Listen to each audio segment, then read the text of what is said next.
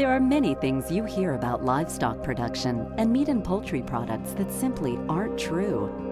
Now the experts are giving you the true story. Few people realize that many universities offer degrees in animal and meat science. These scientists help ensure that the livestock we produce are healthy and high quality, and that the meat and poultry we eat is safe and nutritious.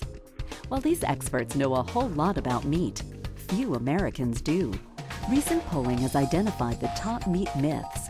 What follows are the reactions and the facts from our nation's leading experts, who gathered at the annual meeting of the American Meat Science Association.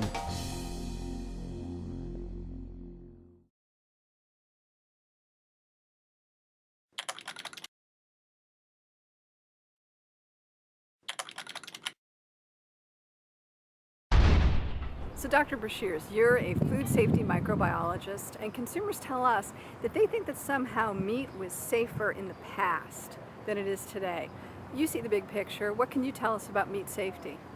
Well, yes, I really don't agree with that perception. Unfortunately, the consumer can take some of the things they hear and make it as a part of their belief system. But as a scientist and a food safety expert working at Texas Tech University, I have the ability to look at the data and the trends all the time. And I can say with confidence that our meat supply, beef, lamb, and pork, is safe, and it's getting safer on a daily basis.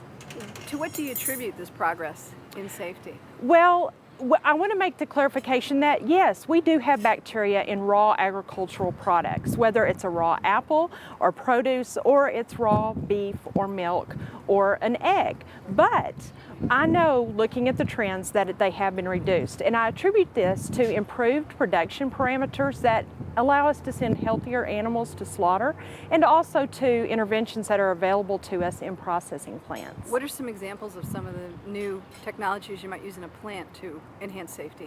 In a plant, we have a number of intervention technologies. We can use a steam vacuum to remove anything like mud that might get on the carcass from the hide of the animal, or they can be treated with steam or hot water that actually is very effective in eliminating the bacteria that can cause illness. Also, chemical solutions that are like similar to solutions of vinegar that are applied to the carcass to reduce microbial loads and make the product safe.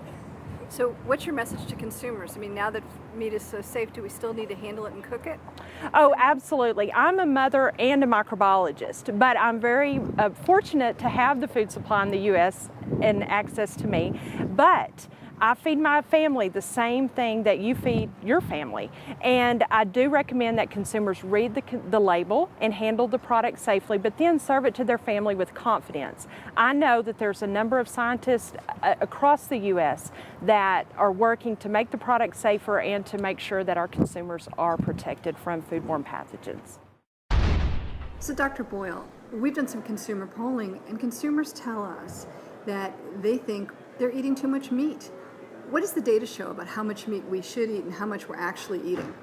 Meat consumption is actually tracked by the Department of Agriculture with the USDA, and their data show that people should eat about 5 to 7 ounces of meat a day. And men are eating on the high range of that, but they're eating within that allowance. Women, on the other hand, are eating less and not even making the recommended amount of meat, poultry, and beans each day. They're eating about 4.4 ounces on a daily basis. Why is it important to make sure you eat enough from that protein category? It's important because you need to get the right amino acid balance. You need to get available iron, which meat is an excellent source of available iron compared to plant sources. Is it possible to get all the nutrients you need from beans or other plant-based foods? You can get nutrients from other foods, but you need to eat them in combination. It wouldn't be a sole source protein. Now, you're a mother of a teenage girl, so if your daughter said, I want to be a vegetarian, what advice would you give her? I would strongly encourage her that we need to include meat as part of her diet because it is such an excellent source of iron. It's a source of zinc. It's a source of B vitamins. If she did choose to be a vegetarian, I would work with her extensively on formulating the right balance of nutrients from other foods in order to get what she needed from meat or what she would have gotten from meat. Okay. Now, some people say they're worried about saturated fat, and it's association with coronary heart disease. Is this something we need to be worried about? We all need to be concerned about our health, and our heart health is part of that concern. But in terms of are we consuming too much saturated fat from meat, there has been some studies that have been released from Harvard recently that have said there's insufficient evidence between saturated fats and our heart health. Interesting. So what's your bottom line message to consumers about their diet? Bottom line message is to consume all your foods in moderation, but also include meat as a part of a healthy diet. There's a lot of variety of lean meats that are out there that can be included and give you what you need for iron and vitamins and Great. protein.